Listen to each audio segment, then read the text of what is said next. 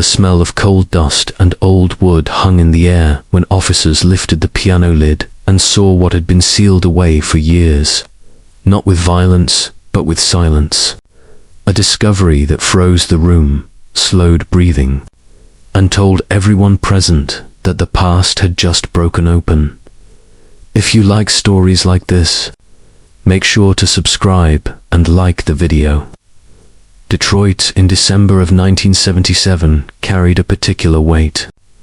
The city was quiet in a way that only came after Thanksgiving.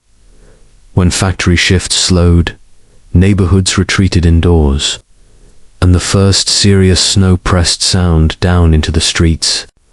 On the west side, near aging brick homes and narrow alleys lined with bare trees, the winter cold settled into basements and attics where memories were stored and forgotten. It was in one of those houses that a discovery would eventually explain a disappearance that had haunted police files for nearly a decade. The victim was 22 years old when she vanished. Her name was recorded on missing person flyers that yellowed on bulletin boards and in precinct drawers.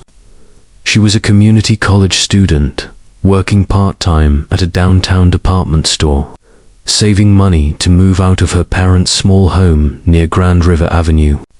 She disappeared 3 days before Christmas, after finishing a late shift and telling co-workers she was heading home to help her mother prepare for the holidays. Snow fell lightly that night, covering footprints before anyone realized she was missing. The initial report came from her family on Christmas Eve. Officers canvassed the route. She usually walked to the bus stop, then checked transit logs and nearby hospitals. No purse was recovered. No coat was found. There were no signs of a struggle. No witnesses who could recall seeing her after she left work. The local press gave the case modest attention, framing it as another young woman lost in a city already struggling with crime, layoffs, and distrust of institutions. Detectives followed standard procedures. They reconstructed her last confirmed movements, verified time cards, and interviewed co-workers and neighbors. They examined phone records, which in 1977 meant handwritten billing sheets, often weeks behind real time. Her apartment showed no disturbance. Wrapped Christmas gifts sat unopened under a small artificial tree. The absence of chaos became part of the mystery. Whatever had happened appeared sudden and controlled. As winter deepened into January, the investigation expanded. Police reviewed reports of similar disappearances, checked parole lists, and spoke with known offenders operating in the area. They tracked down a former boyfriend who had recently moved to Ohio, only to eliminate him through employment records and corroborated travel receipts. Tips came in sporadically, often vague, often fueled by rumor. None produced evidence strong enough to sustain charges. By February, the case cooled. The city moved on. A new year brought new homicides, new robberies, and limited manpower. The file was boxed, labeled, and stored in a records room that smelled of paper and floor polish. It would sit there through many winters, through changes in leadership, through the slow erosion of institutional memory. What remained was the unanswered question of where she had gone. Her family held on to rituals. A stocking was hung every Christmas. Thanksgiving dinners included an empty chair. Over time, hope shifted into a quieter form of endurance, sustained by the belief that answers, if not justice, might still exist somewhere in the city's overlooked corners. In 1986, a foreclosure forced the sale of an old house not far from where the victim had lived. The property had belonged to an elderly man who died without close relatives. As part of the cleanup, workers removed furniture left behind in the basement. Among the items was an upright piano, its finish cracked, its keys yellowed with age. When movers tilted it to navigate the stairs, something inside shifted with an unnatural weight. The sound prompted a call to police. What officers found was not immediately identifiable as evidence of a crime. It was a carefully concealed compartment built into the piano's interior, sealed behind wood panels that showed signs of deliberate modification. Inside were personal effects preserved by darkness and cold air, a wallet, a set of keys, and fragments of clothing. No body was present, but the items were enough to trigger a forensic response. Serial numbers on the keys matched the victim's apartment. The wallet contained a student identification card issued in 1977. The piano was traced through property records and sales receipts to the house's former owner, a man who had lived quietly, working sporadically as a piano tuner and repairman. His occupation explained the modifications. His criminal history, when examined, revealed minor offenses but nothing that had ever placed him under serious scrutiny. Investigators reopened the cold case. They reviewed the original file with new eyes, aligning it with the physical evidence now recovered.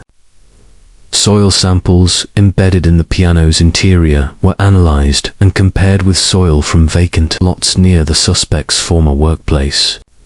Fibers found within the compartment were matched to coats sold at the department store where the victim had worked. Autopsy records were limited because no remains had been found, but forensic anthropologists were consulted to assess whether the personal items showed signs consistent with foul play. The absence of decomposition markers suggested the concealment had occurred quickly, likely within hours of the disappearance. Tool marks on the wood indicated a controlled environment and familiarity with the instrument structure. Witness interviews were revisited. A neighbor recalled seeing the suspect speaking with a young woman near the bus stop weeks before Christmas in 1977, though at the time it seemed unremarkable. Employment logs placed him in the area on the night of the disappearance. He had access, opportunity, and now a physical link established by the concealed items. Prosecutors faced challenges. The suspect was deceased. The lack of a body complicated homicide charges, but Michigan law allowed for posthumous case resolution based on a preponderance of evidence.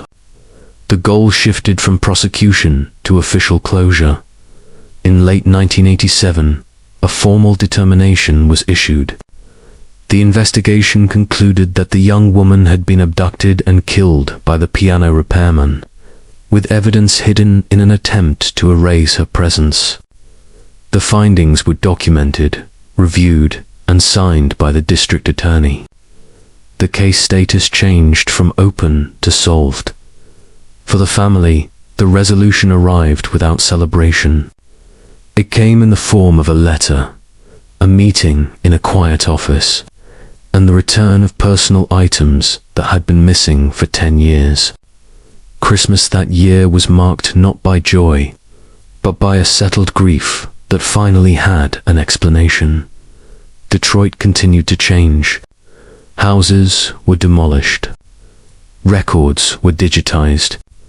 But in an archive room downtown, a box labeled with a name and a date remained, its contents now complete. The piano was destroyed. The house was renovated, and a disappearance once swallowed by winter silence was finally given a place in the city's history. Resolved not by spectacle, but by patience, methodical work, and the persistence of evidence that refused to stay hidden. The reopening of the file did not begin with drama, but with paperwork.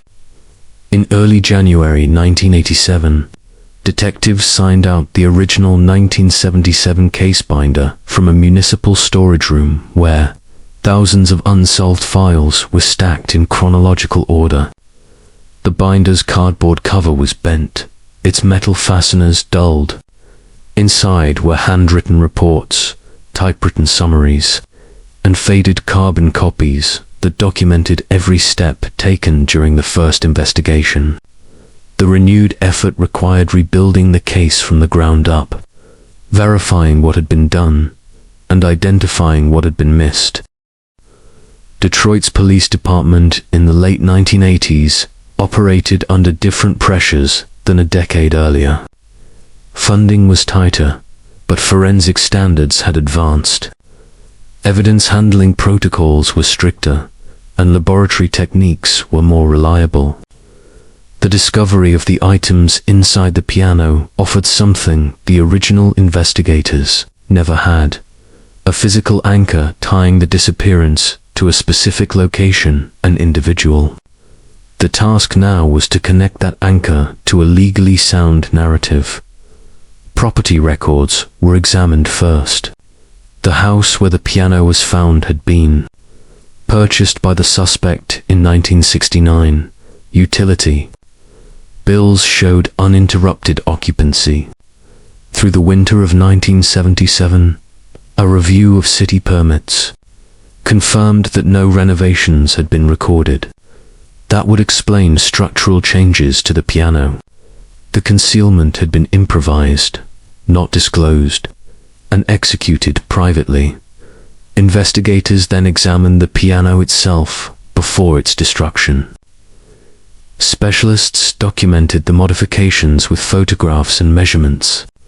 The interior panels had been removed and reattached, using hardware consistent with tools owned by piano technicians of the period. The compartment dimensions suggested it was designed to hold objects rather than a body, supporting the theory that the suspect separated personal effects from remains to complicate discovery. The recovered wallet provided further direction. Though the leather was cracked, its contents were intact enough for analysis. Fingerprint dusting revealed partial impressions consistent with the victim's records, preserved due to minimal handling after concealment. No foreign prints were recoverable, likely due to age and environmental conditions.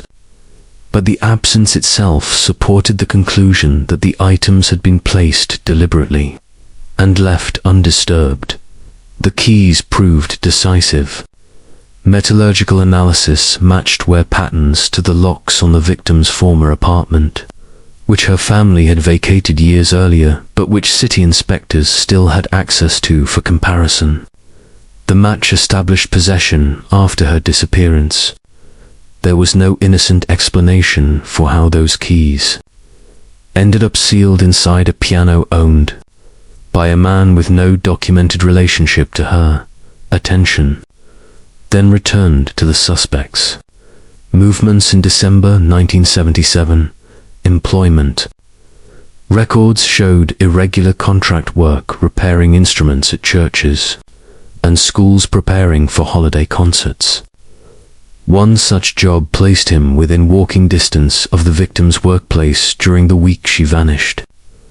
Payroll stubs and handwritten invoices confirmed his presence in the area on multiple evenings.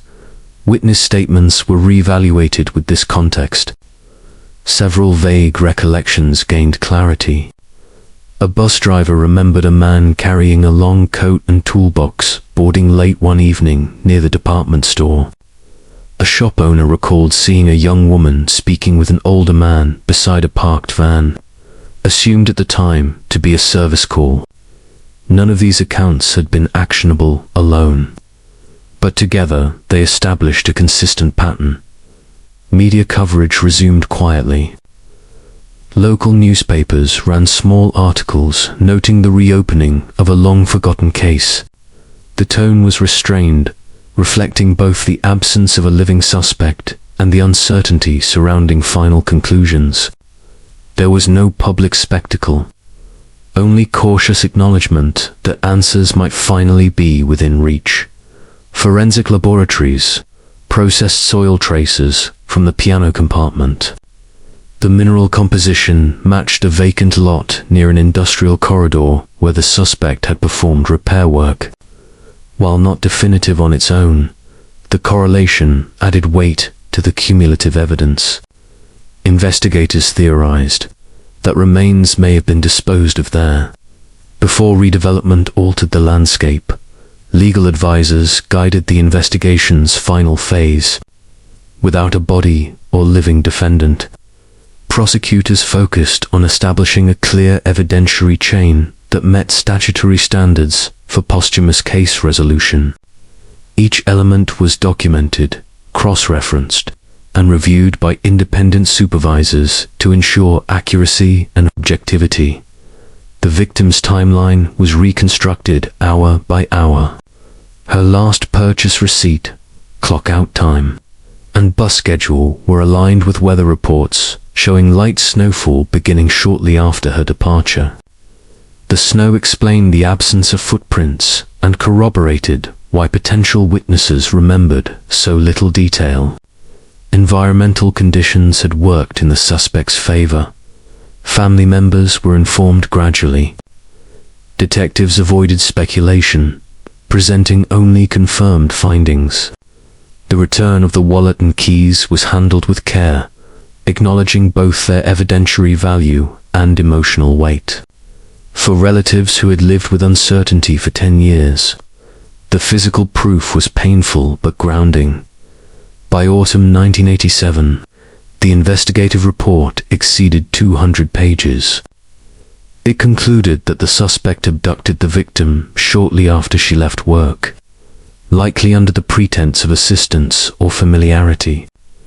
The report stated that she was killed within hours, and her personal effects concealed inside the piano to prevent identification and delay discovery.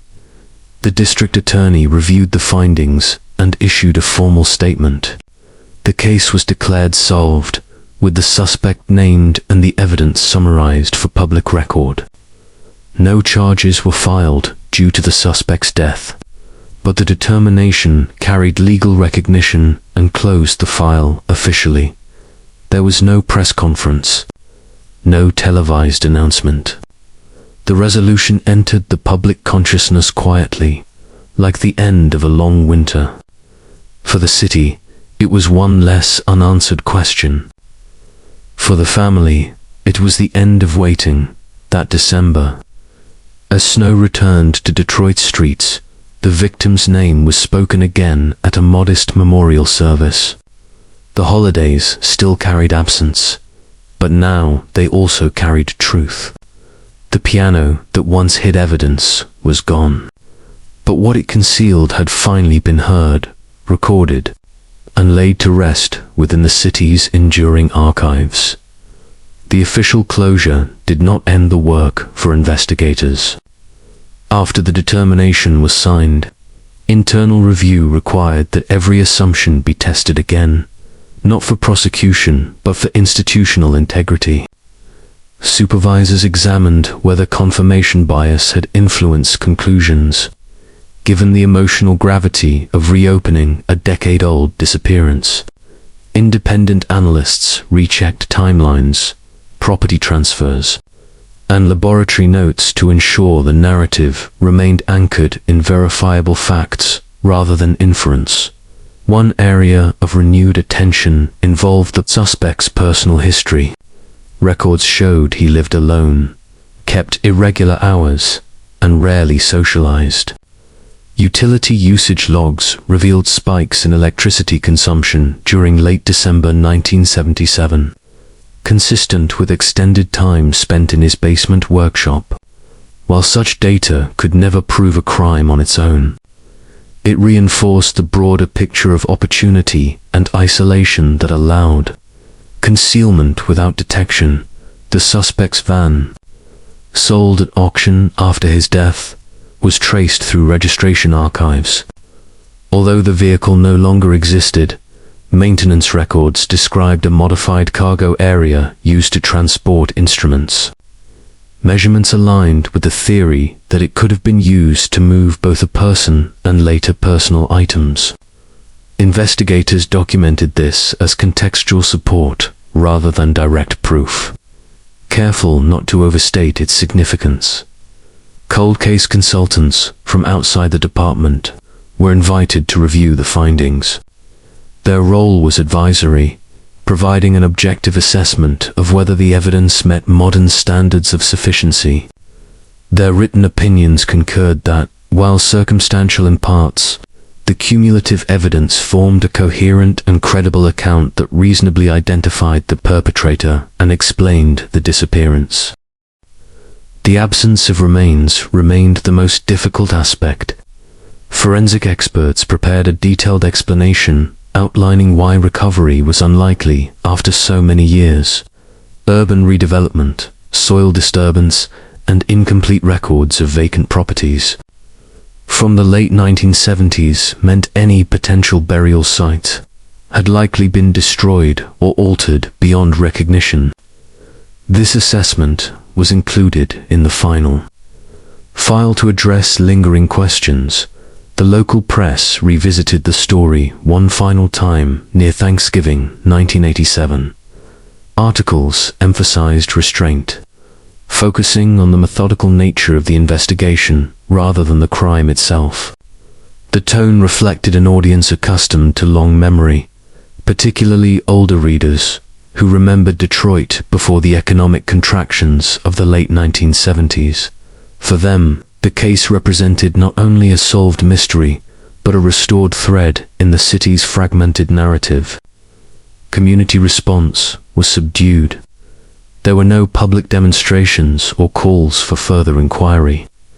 Instead, there was a quiet acknowledgement that patience and record-keeping had mattered. Letters to editors referenced the importance of archives, of not discarding files simply because time had passed. The piano became a symbol of how ordinary objects could carry extraordinary truths within the department. The case influenced procedural changes. Storage protocols were updated to ensure long-term preservation of evidence, even in cases lacking immediate leads. Training materials cited the investigation as an example of how delayed discoveries could still yield resolution if documentation remained intact. Younger officers were taught that closure did not always come quickly, but it could come eventually. For the victim's family, the months following the determination were marked by administrative tasks. A death certificate was finally issued, allowing unresolved legal matters to be settled. Personal belongings were catalogued and returned. These processes, though bureaucratic, provided a structure for grief that had previously lacked definition. The family chose a simple marker for her memory, placed in a cemetery where other relatives rested. It did not list details, only her name, birth year, and the year she was finally acknowledged as lost. The holidays that followed carried a different weight. Thanksgiving meals no longer held the uncertainty of whether she might still return. Christmas mornings were quieter, but also steadier. In January 1988, the case file was archived one final time. It was digitized, indexed, and stored under protocols designed for permanent retention. A notation summarized the outcome, ensuring future researchers would understand both the evidence and the limitations inherent in a posthumous resolution. The file was no longer dormant, but complete. Detroit continued to evolve. Neighborhoods changed. Buildings were demolished and rebuilt. The vacant lot linked to soil analysis became a parking structure. The department store where the victim worked closed its doors years later, replaced by smaller businesses. Physical traces disappeared, but records preserved the sequence of events. The investigation demonstrated that resolution did not require spectacle.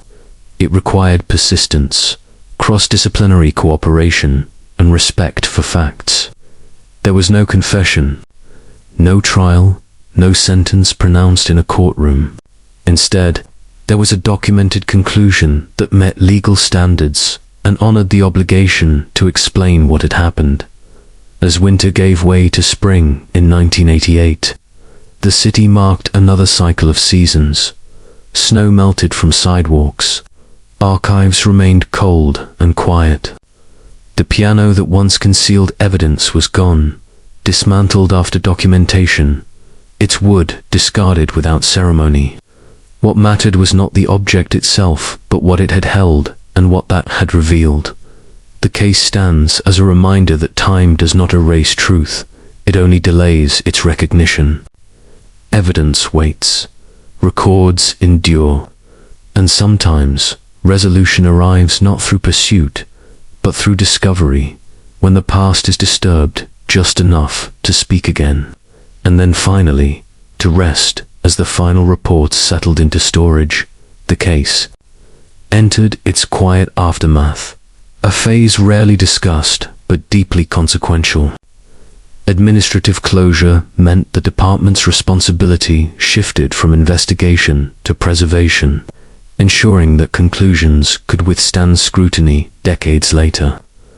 Every exhibit, photograph, lab note, and memo was indexed so that future auditors would understand not only what was known, but how it was known, and why alternative explanations were excluded.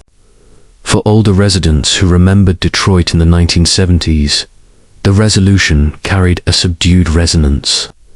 Many had lived through the same winters, walked the same streets, and read the same small newspaper notices that once asked for information. The city's rhythm in those years had been shaped by factory whistles, church calendars, and holiday routines. The disappearance had unsettled that rhythm, quietly reminding people that safety could fracture without warning, even during seasons associated with family and tradition. Law enforcement training units incorporated the case into continuing education. The emphasis was not on the crime itself, but on the evidentiary patience required to solve it. Instructors highlighted how small, well-documented details, preserved without expectation of immediate payoff, became decisive years later. The piano was discussed as an example of concealed storage rather than theatrical mystery, reinforcing the idea that offenders often rely on familiarity and routine rather than elaborate schemes. The legal community also took note. Prosecutors cited the determination as an illustration of lawful resolution when prosecution is impossible. The written opinion balanced restraint with clarity, explaining the standard of proof applied and acknowledging uncertainties without allowing them to overshadow the weight of corroborated facts. This balance ensured the conclusion carried credibility beyond the department itself. For the victim's family, time slowly reorganized itself. The issuance of a death certificate allowed unresolved matters to conclude, but it also marked a psychological boundary. Grief that had remained suspended between hope and despair finally settled into mourning. Counseling services offered through community programs recognized this transition, understanding that closure, while necessary, could reopen long-suppressed pain. The family chose to mark anniversaries quietly.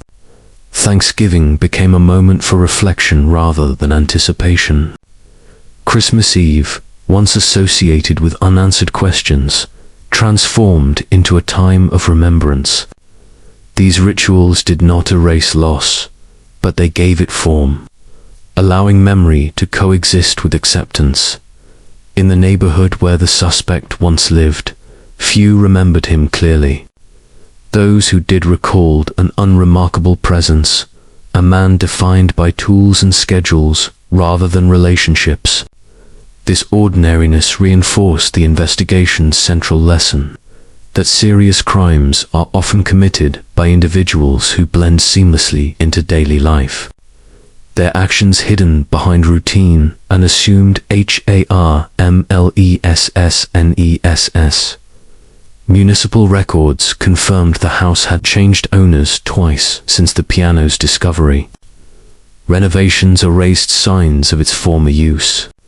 New families moved in, unaware of the history embedded in the structure.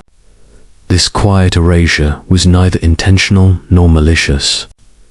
It reflected the city's constant renewal, where past and present overlapped without acknowledgement. The department's archivists ensured the case remained accessible to researchers studying historical patterns of disappearance and concealment. Metadata tags linked it to broader analyses of seasonal crime trends, particularly those occurring during holidays when routines shift and vulnerabilities increase. The findings contributed modestly to preventive strategies, emphasizing awareness during transitional periods like late December and early January, years later. When digitization expanded, the file was migrated again, each transfer logged and verified. This care underscored an institutional commitment to memory. Solved cases were not discarded. They were retained as reference points, affirming that resolution did not diminish relevance. The victim's story eventually reached audiences beyond Detroit through academic studies and training seminars. Her name appeared not as a headline, but as a footnote illustrating persistence. In this way, her life and disappearance influenced practices designed to protect others. A legacy forged not through notoriety, but through methodical truth. The final assessment concluded that the concealment of evidence within the piano delayed discovery but could not prevent it. Objects retain histories. Wood absorbs marks. Records connect names to places. Over time, these elements converge. The case demonstrated that concealment strategies relying on obscurity often fail once. Environments change and overlooked items are disturbed. In the broader context of American cold cases, the investigation stood as an example of resolution without spectacle. There was no arrest photo, no courtroom verdict broadcast on television. Instead, there was a documented conclusion reached through lawful means, respectful of both evidentiary limits and the need for clarity. As decades passed, Detroit experienced further transformation. Economic cycles rose and fell. Neighborhoods shifted. Yet the principles affirmed by the case remained constant. Careful documentation, interdepartmental cooperation, and respect for facts over narrative proved enduringly effective. For those who encountered the file years later, the ending felt complete. The suspect was identified. The mechanism of concealment was explained. The victim's fate, though lacking physical recovery, was established to a reasonable certainty. The legal outcome acknowledged responsibility without overreach. The quiet aftermath extended beyond official records. It lived in the restored balance felt by a family no longer suspended in uncertainty, and in a city reminded that time does not negate accountability. Winter continued to return each year, bringing snow and silence, but no longer carried the unanswered question that once lingered. In this way, the case concluded not with finality, but with resolution. The evidence hidden in a piano fulfilled its unintended purpose, speaking when circumstances allowed. The investigation listened, documented, and closed the circle. What remained was memory, preserved carefully, and a lesson etched into the archives of a city that had learned, once again, that patience can uncover truth. Looking back from the distance of years, the resolution influenced how missing person cases were communicated to the public. Authorities refined messaging to avoid premature conclusions while maintaining visibility, particularly for young adults whose routines placed them in transitional spaces between work, transport, and home. The case underscored how seasonal pressures, holiday schedules, and weather can compress timelines and obscure witnesses. a factor now routinely considered in early response strategies. Archivists noted that the original missing person flyers, preserved as exhibits, reflected the limitations of the era. Photographs were grainy, descriptions brief. Yet even these imperfect tools mattered. They demonstrated effort, community involvement, and an official acknowledgement that someone was gone and deserved to be found. Modern systems improved reach, but the principle remained unchanged. Visibility sustains memory. The investigation also prompted renewed collaboration with trades and professions that access private spaces. Piano technicians, movers, and contractors were included in outreach programs about recognizing unusual modifications or concealed compartments. This was not framed as suspicion, but as awareness, recognizing that expertise can inadvertently grant access that others do not possess. The goal was prevention through attentiveness rather than fear. From a forensic standpoint, the case illustrated the value of contextual analysis when direct evidence is incomplete. Soil composition, where patterns and tool marks did not stand alone. They converged with records and witness recollections to form a cohesive explanation. Training emphasized that such convergence must be documented transparently, allowing reviewers to trace conclusions back to sources without ambiguity. Ethical considerations were addressed openly in internal forums. Naming a deceased suspect required caution, sensitivity, and a clear evidentiary threshold. The department's decision-making process was documented to ensure fairness, acknowledging that reputations and families are affected even when prosecution is impossible. This transparency helped maintain public trust. The family's decision to keep their memorial private was respected. No anniversaries were marked by media. Instead, remembrance occurred within personal circles. This restraint aligned with the investigation's tone, avoiding sensationalism and honoring the dignity of the victim. In subsequent years, the case was occasionally cited when discussions arose about the value of cold case units. Skeptics questioned resource allocation, but supporters pointed to outcomes like this one, where resolution brought measurable benefits despite the passage of time. The argument centered not on numbers solved, but on obligations fulfilled ultimately. The case settled into history as an example of how ordinary environments can harbor hidden truths. A piano, an instrument associated with gatherings and music, became an archive. When its secret emerged, it did not shock through imagery, but through implication. The implication was enough. The city moved forward, carrying lessons rather than burdens. Records remained. Procedures evolved. And somewhere in the cycle of seasons, the memory of a young woman who disappeared during a Detroit winter found its rightful place, acknowledged, explained, and finally, at rest.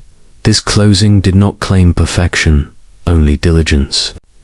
It affirmed that when evidence is respected and time is allowed to pass without neglect, answers can surface.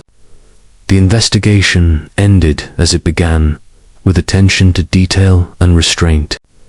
That consistency became the true resolution, steady and sufficient, leaving nothing unanswered that could reasonably be answered. It also left a procedural roadmap, reminding future investigators that patience, documentation, and humility before facts can transform silence into record, and absence into understanding. Even when years intervene, uncertainty arrives quietly, without ceremony at the end. Finally concluded,